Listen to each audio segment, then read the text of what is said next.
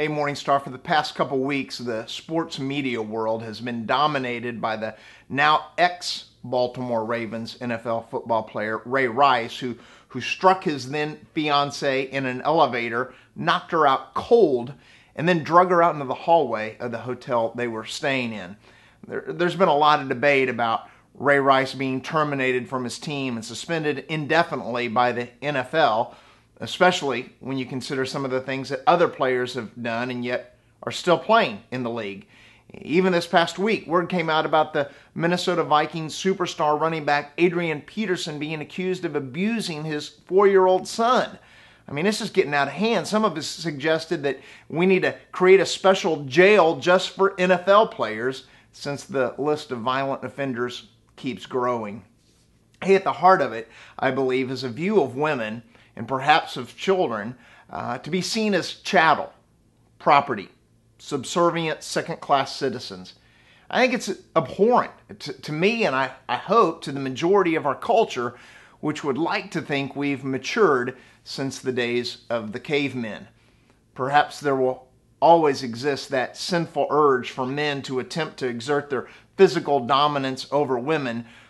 But what do you think God thinks about that? The God who created us, men and women, in His own image, male and female, He created us in His image. About the God who came in Jesus to give women equality, not sameness, not making men and women the same, but to make us equal in His sight. Hey, this issue is raised today in a lot of churches that don't believe that women should have a role in either preaching or teaching or leading, especially when it comes to leading other men. Men who may, like Ray Rice, may even go so far as to quote a verse saying that women should be silent in worship. That verse is actually 1 Corinthians chapter 14, verses 34 and 35, where the Apostle Paul says, women should remain silent in the churches. They are not allowed to speak, but must be in submission as the law says. If they want to inquire about something, they should ask their husbands at home, for it is disgraceful for a woman to speak in the church. Pretty clear, right? Now that's literally what it says. But was that a once and for all time pronouncement? Actually, no, it wasn't. Paul was writing to address a specific problem going on at the churches in Corinth at that time. The books of our Bible that we know as 1st and 2nd Corinthians are actually a series of 5 letters written over the course of a couple years. And in these letters, Paul is responding to certain specific issues going on in those particular churches. Regarding women, the truth is that women in the Christian movement were enjoying unprecedented freedoms. Jesus counted women as among His most faithful followers. They were the first to experience the empty tomb and the resurrection that first Easter. The first to proclaim, to go and preach the good news to the other disciples that Jesus had risen from the dead. And they're seen throughout the New Testament as serving the church, prophesying, even teaching and instructing other great evangelists such as Apollos. Paul writes this in Galatians 3:28, there is neither Jew nor Gentile, neither slave nor free, nor is there male or female, for you are all one in Christ Jesus.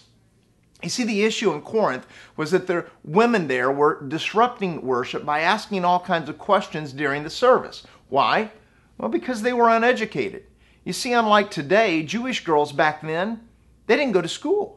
They didn't go to rabbi school and learn the Torah. They were raised to be housewives. And honestly, they were considered second-class subservient citizens.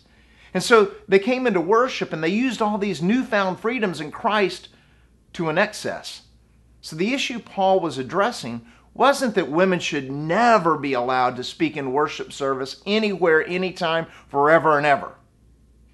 Unless, of course, you don't think that our girls should attend schools these days, that women should stay ignorant and uneducated and do nothing more than to ever tend the household.